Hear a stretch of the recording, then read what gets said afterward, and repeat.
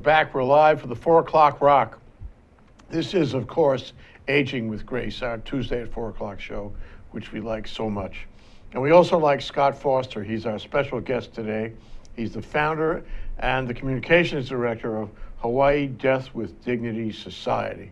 Welcome to the show, Scott. Thank you, Jay. It's a pleasure to be here. Great to have you. So this is actually, we're calling this the battle for death with dignity in Hawaii, because it certainly seems like a battle. And what provokes it, at least in part, is the 60 Minutes report that was last Sunday about death with dignity in various states, including especially Oregon, and I think it's coming soon in California too. Yeah. It's passed in California. I think it's already in force, I believe. Yeah. Enact. So it's very important. This is an important trend in Hawaii, or rather in the country, and it should be an important trend in Hawaii. But we've had our ups and a lot of our downs on this bill. You've been working on it for decades. Can you talk about what happened in this session? This session, we were not expecting a bill to be introduced because it is an election year, and we knew that it would be a hot button issue, and the legislature was not going to be very much inclined to pass it. But out of nowhere, a supportive senator, Senator Lorraine Inouye from Hilo, Big Island, introduced the bill with 3 co-signers, I believe. And it took us all by surprise. So I went down and met with Senator Inouye, and she had been one of our staunchest supporters in 2002 when we came within 3 Senate votes of passing a bill in Hawaii. So when I met with her, she said that she just thought it'd be a good idea to broach the subject this session and let people know that there was interest in the legislature. So we rallied our troops as best we could and sent in urging them to hold a hearing, and that never did happen. And but we showed it was a good rallying point. How could you rally without a hearing? Well, we rallied trying to get the hearing. Okay. So, but mainly to demonstrate to the good legislators. You wrote them all letters. And called, Mm-hmm. you know, emails, letters, and called, and many people went down, Mm-hmm. but it wasn't going to happen. It wasn't.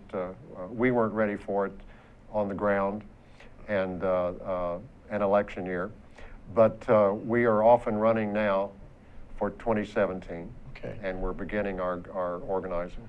Okay, so I think it's important to discuss the lobbying aspects of this. So you need time to ramp up to a bill in a given session, and this caught you short. You didn't have the time to ramp up your campaign, so to speak. And that means going out to get grassroots support of people who will write lots of letters and go down to hearings and make calls and visits around the legislature, right? All of that, yes. Excuse me. So in this case right now, it's dead. Yes. And this isn't part of a biennium where it'll pop up next year. Correct. It's dead this year for the biennium that ended this year. Mm-hmm. And you also said there was an issue around it being an election year. Can you explain that, Scott? Hot button issues are not popular during election years because hot button issues usually divide the constituencies of any particular legislator. In this case, because of the religious opposition, the opposition of the Catholic Church and the evangelistic churches, conservative right wing as we call them, they have a lot of power. And some senators and representatives have large constituencies, evangelicals and Catholics. And we would usually give them a pass, knowing that. But during an election year, all bets are off. You're not going to get a hot button issue like this heard.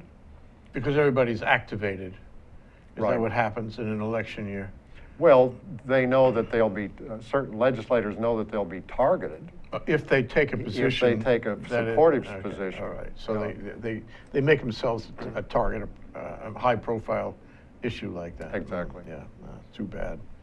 So the church and the evangelistic community, if you will, have consistently opposed this kind of bill. Can you give the history of it? When did it first come up, and what has the society, the Death with Dignity Society, what has it done over the years? I mean, what's the track of this effort? Because, you know, I guess I'd like to know what that is so I can figure out what's going to happen in the future. My first experience with it was in the mid to late 80s. I have always been aficionado of what was then called the National Hemlock Society, which was originally formed in London by a man by the name of Derek Humphreys. This is in modern times.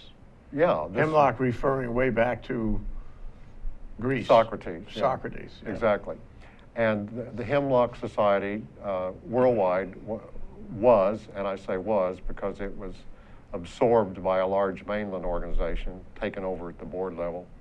But the head of the Hawaii Hemlock Society was a wonderful lady by the name of Andy, A-N-D-I, Vandervoort, the late Andy Vandervoort. And I don't remember where I met her, but she educated me to the issue and got me to helping her. I was in my 50s. Andy was probably in her, I don't know, late 60s. Some 20 years ago then. Yeah, over 20 years ago, in the 80s. And I was stunned to see people didn't want to talk about it. It's a little better now that people are talking about death and the last months of one's life and how palliative care, a lot of things have come out of the subject. Hospices have been increased in popularity because of the long debate over aid in dying. So, out of nowhere in 2002, Governor Ben Cayetano announced that he was going to put a death with dignity bill in. And so just before he left office. Yeah. it was his last year. Yeah. So, wow, amazing. So we all jumped to it. We got funding from the Death with Dignity National Center in Portland, Oregon, currently our sister organization. And the Hemlock Society threw in some money because we had to hire a lobbyist. We had to do a poll, costs $15,000 nowadays. It's expensive, and especially because we had no warning. We just had to ramp up. Well, Same thing like Lorraine and Norway then. Well, yes, but except that was very quick. This is only moderately quick. Well, also we had the governor, yeah, who was putting the bill in and was going to work for us. So that was a big deal. Yeah. Well, amazingly, it turned into a internationally followed debate on the issue. In little tiny Hawaii, it was the only place on the planet that it was being seriously debated for the first time in a legislature. And this was before Portland? Before No, Oregon? this was after Oregon. Oregon already had Death with Dignity by this time? Yes. Okay. Yeah, they did. So there was one state, Little Oregon, and they were beginning to accumulate data and the history that you need to take it to the national stage. Yes. So what we witnessed, now, to put a period to what happened in 2002, we had the votes for the final Senate hearing that would have passed the bill. The night before, if you want the history, the night before, a letter from the Catholic bishop was carried to every legislator, every single legislator, urging them to not pass this horrible bill. We lost the next day by 3 votes. So the Catholic bishop was able to erode 4 votes. Yeah. Let's stop there for a minute. And I was lucky enough over the weekend to catch on Netflix Spotlight. Mm-hmm. Okay, Spotlight is the story of child abuse, sexual abuse by priests in the Catholic Church. And it's essentially a story about the Boston Globe and a team of reporters that were called Spotlight. they did investigative reporting, and they decided at one point to investigate allegations of child abuse by priests in Boston. And at the end of their throw, I mean, they did a really good investigation against all odds, because the Catholic Church resisted them in every way it could. They're a great story, like a Watergate kind of story, really. And finally, they got to a lot of truth. Who knows whether they got to all the truth, but they revealed hundreds, thousands of these cases, and they revealed hundreds, thousands of cities around the world where the same kind of abuse and cover-up had been taking place. It is a remarkable movie. I urge you to see this movie. But it's an irresistible parallel. It's an irresistible, similarity between what the Catholic Church was doing in that movie and what the Catholic Church did in order to lobby and resist this bill with death with dignity back in 2002. Mm-hmm. I mean, do you draw that conclusion too? Do you draw that parallel as well, Scott? Absolutely. I may read more into it. I'm gay. I've been openly gay since 1965. I'm currently 73.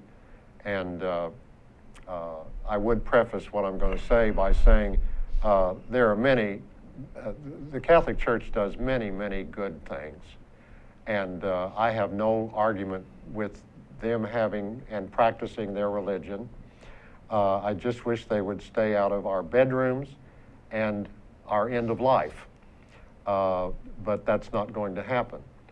Now, the reason I mention I'm gay, we saw, the LGBT community here, have known about these horrible things that some of the priests were doing around the country, but in Hawaii, back in the 80s, we knew it. I knew Mark Pinkosh, for example. Denby Fawcett at Hawaii Civil Beat has been following Mark Pinkosh as he reveals what happened to him. He was a victim? He was a victim, and stepped out several years ago and filed a lawsuit, and if memory serves, the legislature extended the time that people could come out, and more did, and there's been a huge settlement here. It's all secret. But my point of going there is that although it was very, very well known here, our local media did not play it up. It just wasn't covered. Why? The Catholic Church is a very powerful institution in Hawaii. You add the evangelical right-wing Christian fundamentalists to that, well, they bus them in. We call them the red shirt gang. They bus them in by the hundreds to these hearings. We saw that in the marriage equality effort in, was that 2012? I managed the communications for that effort for the ACLU here. So there I found myself again combating the right-wing Christian fundamentalist churches. Yeah. So they are well organized. They are hearing from the pulpit. They have all kinds of money to do lobbying, to rent buses. Tax-exempt religious organizations supposed to lobby? Is that don't part of the separation of church and state? Well, you would think so, but they don't call it lobbying. They do it under the public education side of their tax-free foundations. And but how do you compete with that? With a priest in the pulpit telling people not only who to vote for, but to be down here next Thursday or whatever day the hearing is, and ride the bus, and here's your testimony. Yeah, right, and using, sort of the religious commandment in order to get people to do that. Exactly. Not only take the position, but advocate for the position. It's a very powerful organization. Yeah. And again, I have tried to say this. I have many Catholic friends and friends in the evangelical churches, and they do wonderful things. They're working on housing for homeless, the many poor. things. They're working on the social safety net. We know we have many Exactly. organizations that speak their praise. On the other hand, what I'd like to know, though, is between the year 2002, when Ben Cayetano put that bill in and you lost it by 3 votes, And now, when Lorraine Inouye put the bill in and it never got to a hearing, what happened? That's a long time. Well, I can tell you that. I'll tell you what, let's take a break. Okay. We come back, we're gonna extend that historical sequence. That's Scott Foster. He's the founder and communications director of the Hawaii Death with Dignity Society. We come back here on Aging with Grace. We're going to talk some more about the battle for death with dignity in Hawaii. We'll be right back.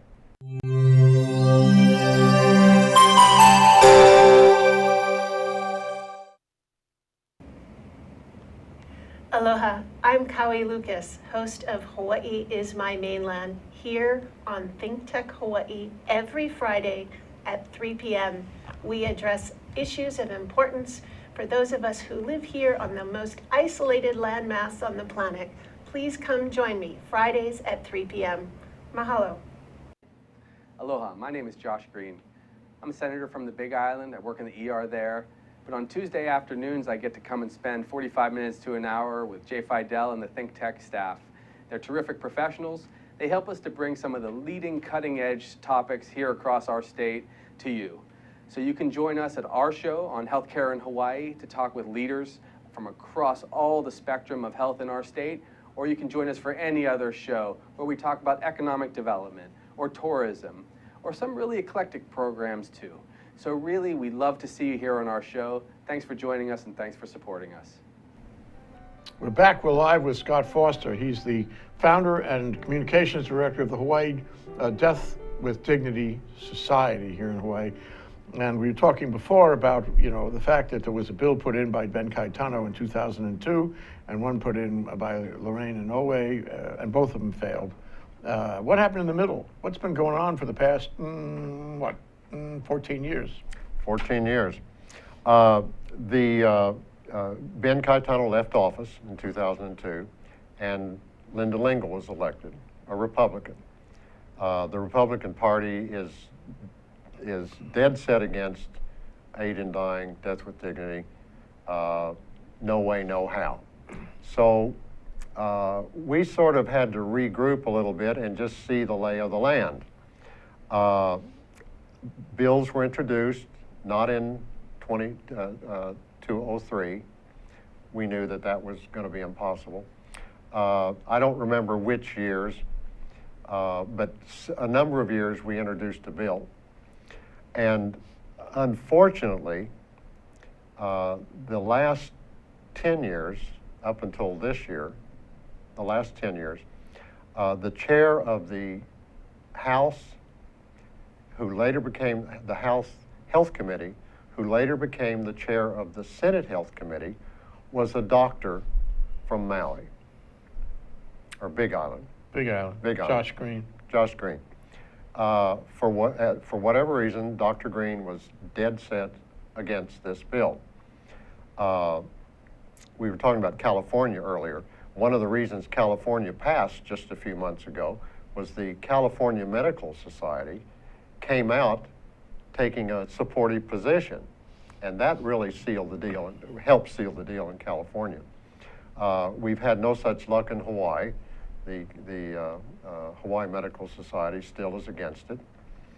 But nonetheless, there we had the chair of first the House Health Committee and then later the Senate Health Committee against it. We didn't have a chance. So did you get introduced in that period of 14 years? Yes, and in fact, Dr. Green told me one day, he said, "What are you griping about? I introduced your bill."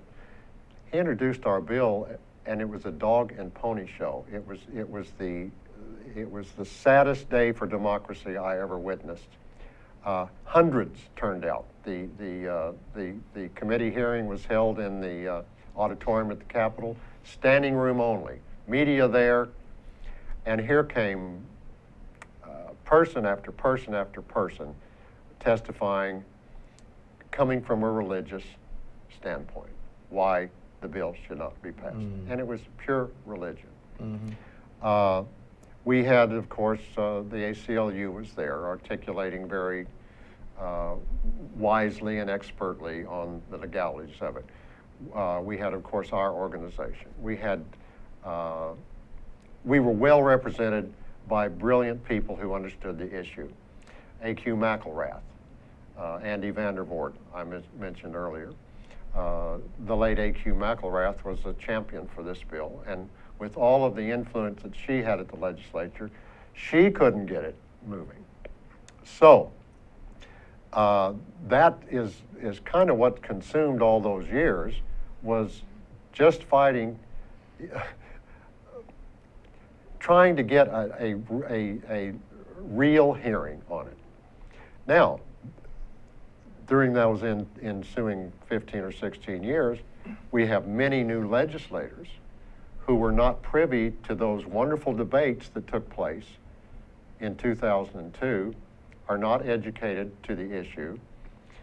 Fortunately, all of this mainland press, now we've got 4 states in the nation with a death with dignity law, and all the things such as the 60 Minutes story you saw. That was very touching and informative.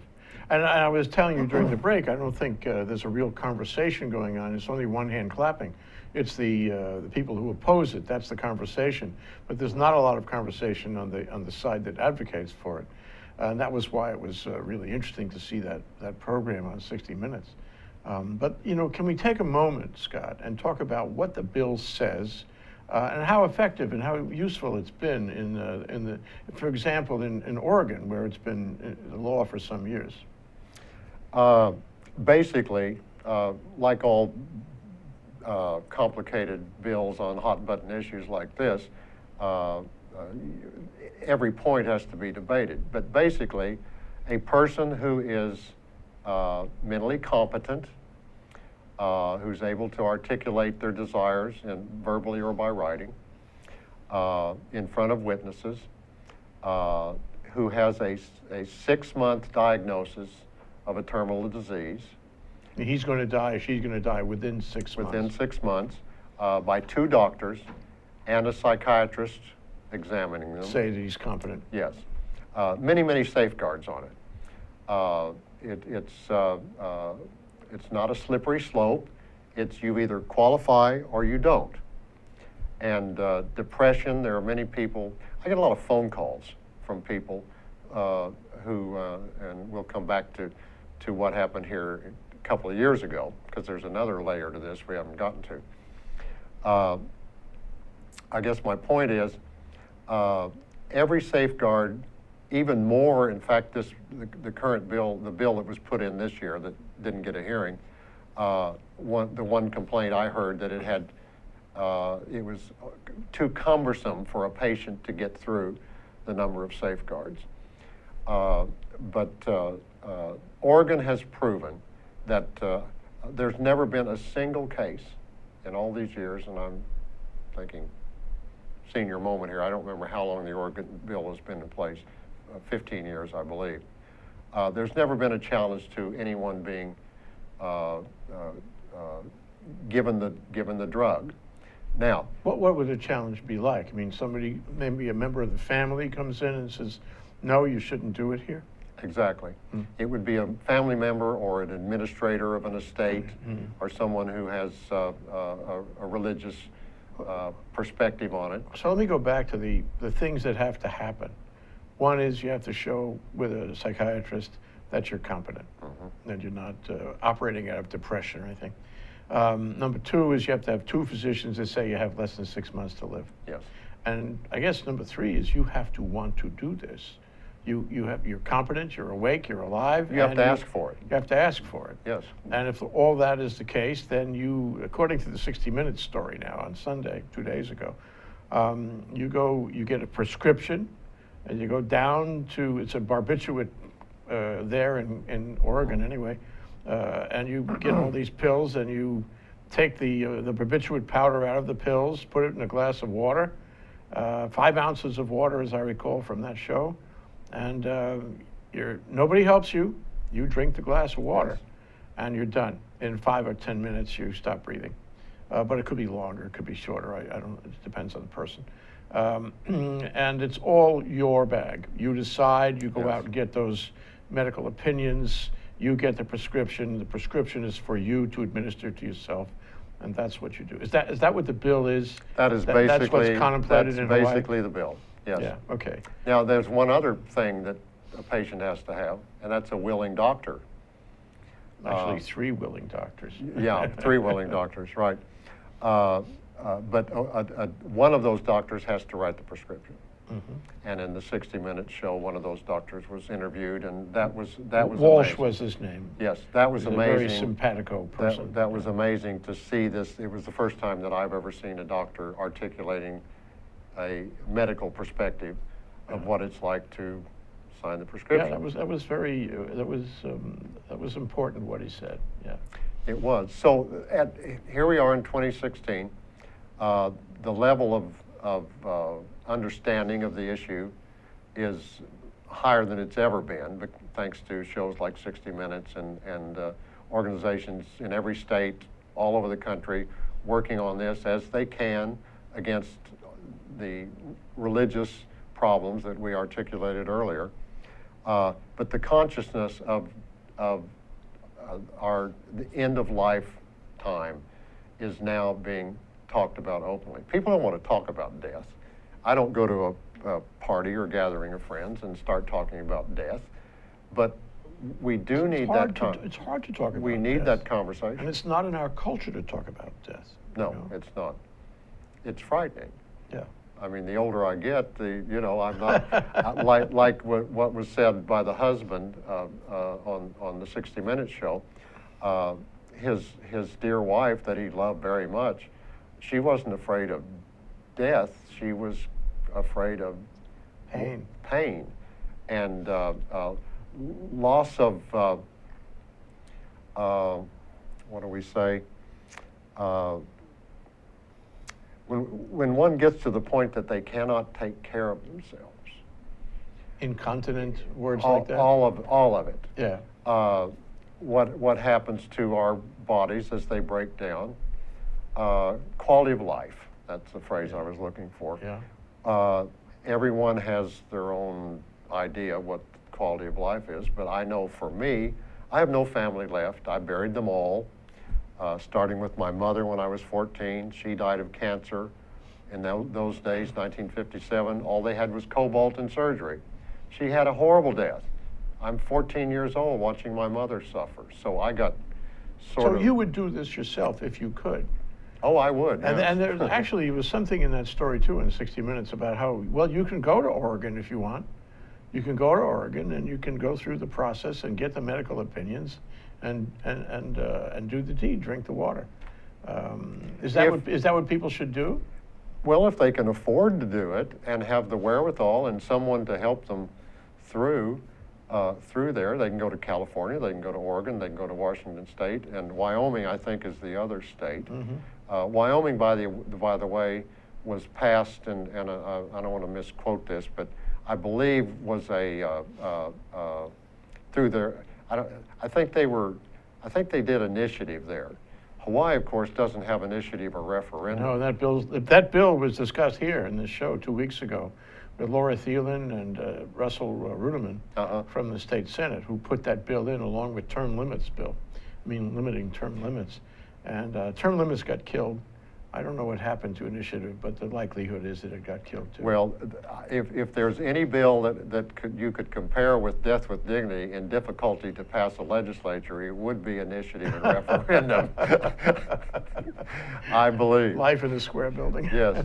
So our last poll, and it was a significant poll that QMark did for us. QMark is a very reputable polling organization here. I believe the number was 76% supported. So if we had initiative and referendum, it'd sail through here, but we don't. Maybe that's why we don't. Well, it could be one reason. It would be one reason, yeah. Could be one Maybe reason. other reasons too. Yes. Well, I'd like to take another break, Scott. When we come back, I'd like to ask you to line up for me the arguments pro and the arguments con, both sides of the story, and then get your view on whether those arguments and which of them are persuasive, if at all. Okay, that's Scott Foster. He's the founder and communications director of the Hawaiian Death with Dignity Society, which advocates for a death with dignity statute here in Hawaii. We are on Aging with Grace, and we think this is a perfect discussion for Aging with Grace because as you age, your body deteriorates, and you have to face these issues, even if you don't face them younger. And today we're talking about the battle for death with dignity in Hawaii. Hopefully it's not over. But this segment's over, so we're going to take a 1-minute break. We'll be right back. Aloha, my name is Carl Kimpanya. I'm the host of Think Tech Hawaii's Education Movers, Shakers, and Reformers. You can see our show every Wednesday at noon at 12 p.m. on thinktechhawaii.com, as well as visiting YouTube and finding the link for the show there. The show is also aired on OC16. We look forward to seeing you on the show. We have many wonderful guests, including Joan Husted, Corey Rosenlee, where we talk about the very important issues of education for our keiki. We look forward to seeing you there. Mahalo. Hi, I'm Donna Blanchard. I'm the host of Center Stage here on Think Tech Hawaii. I hope that you will tune in and watch the show. It is inspiring and uplifting and educational also. We talk with artists of all different ilk. We talk with them about what they do, how they do it, and most importantly, most dear to my heart, why they do it. And it never ceases to be fascinating when you get the answer to that question. I hope you'll join us on Center Stage, 2 o'clock Wednesday afternoons. Aloha. Okay, we're back, we're live. We're here with Scott Foster, founder and communications director of the Hawaii Death with Dignity Society, which advocates for the Hawaii Death with Dignity statute, which is actually not going to happen in this session, but maybe in the future. But let's look at the arguments. Let's look, for example, first at the argument, why this statute? Why do we need this statute in our society? You've talked about pain, and so the 60 Minutes show talked about pain. But as a societal matter, why do we need it? After the last hearing that we had here, I believe it was 2011, I wrote an article for the Star Advertiser, and I said that the debate has become more about God and money than it has about the suffering that many people endure in the last weeks, months, weeks, days of their lives. So I would start there. You've got to look at the money, first of all, and this is almost verboten to talk about money, because then the opposition will say, you see, it's about saving money, and it's not about saving money. I'm going to have to grope my memory here for the stats on the amount of money that our health system expends on just the last 6 months. Yeah, you mentioned that in the article, yes, and that last 6 months or year, it's very expensive, and half the time it comes out of the government as an unbudgeted, unliquidated amount, which just draws money out of the bottom of the federal budget. And 60 Minutes had a show on that a year or two ago. Well, we're not supposed to talk about the money, but the fact of the matter is there's a lot of money in end-of-life care. And the medical profession, God bless them, the hospices, and you can go down the list of organizations that their income flow comes from those last months of people terminal situations. Okay, with that said, don't talk about money anymore, because that's not the issue. The issue is, first of all, freedom of choice. I happen to believe, and the people that support this issue believe, that we should have that choice ourselves, and that government should stay out of what we choose to do at our end of life. So that, to me, is one of the main arguments. Now, the pain and suffering involved and the reduction in the quality of life, that's up to individuals. If one is of faith, of a faith that's against it, okay, don't do it. But don't take my right or your right. Don't deny us that. So those are, in a nutshell, the arguments for it. Four, okay. And you feel those are most persuasive because, well, I guess because of those arguments measure much greater than the arguments against. And the argument against sounds like it's a religious argument more than anything else. It is. What is the religious argument? I mean, why would a religion want to do this? What is, built into religion, organized religion, whether it be the Catholic Church or the evangelistic groups in this country or elsewhere? That why would they want to stand against my right or expressing my right to take that glass of water? Why would they stand against? Why do they want to, control my life and death? Well, first let's say that there are many progressive religions, organized religions, who are very supportive. Our organization was born in the First Unitarian Church. That's where our initial meetings were. Right there on Poly Highway. Right there on Poly Highway, and they are still very, very active in it. In fact, I'm going to be on a forum on this sometime in April, part of gearing up for the next effort, the next battle, as you put it. Harris United Methodist Church, the Kukua Council of Seniors meets there. The Kukua Council was again on the ground floor of our organizing efforts, and will more than likely continue to be in the years to come. I can name many progressive churches who are supportive. That brings us to the Catholic Church. Why are they against it? I wish I knew Scripture well enough to give you the line in the verse of the Scriptures, but they believe that only God should make that decision when your life should end, and I respect that. But as I said a few moments ago, that's not my belief, and I don't think it's your belief. No. So- It's just like birth control, isn't it? It's controlling how we behave in the bedroom. Yes, exactly. Controlling what we do with our bodies. It's really part of that same continuum. And well, you bring marriage equality into this, once called same-sex marriage. It's the same thing. It's the same organized religions, right-wing Christian fundamentalists, as we refer to them, that were against same-sex marriage, which later morphed into marriage equality. Same people, same arguments. Yeah. And what's interesting is that somewhere along the line, it crossed the line. I mean, if somebody, because of religious principles, wants to conduct his life or her life in a certain way, I say, you're going to laugh, go with God. You can do whatever you want. It's okay. Amen. I'm with you on that. Yes. But don't try to control my life. I'll make my own decision. Don't foist your religious principles on me. I don't enjoy that religion. I don't agree with that religion, those religious principles. So let me have my own.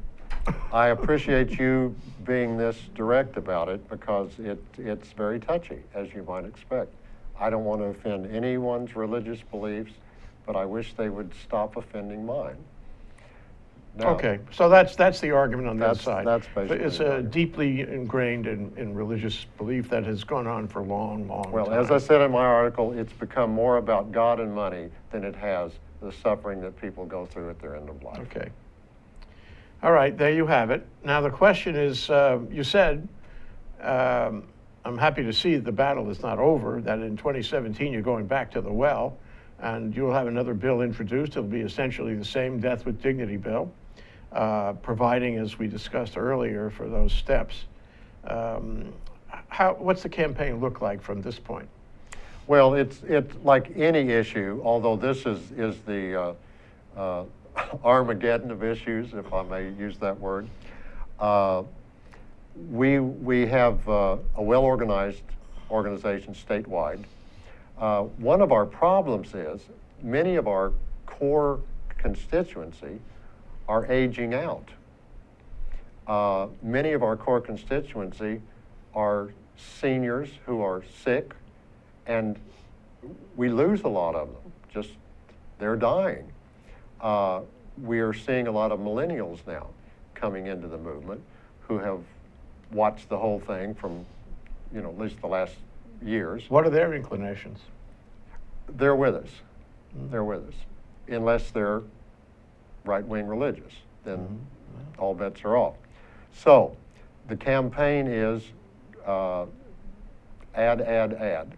We've got to identify people who will support it and do more than support it. And what I can suggest that people do, if they want to do something today, they can, first of all, this is an election year.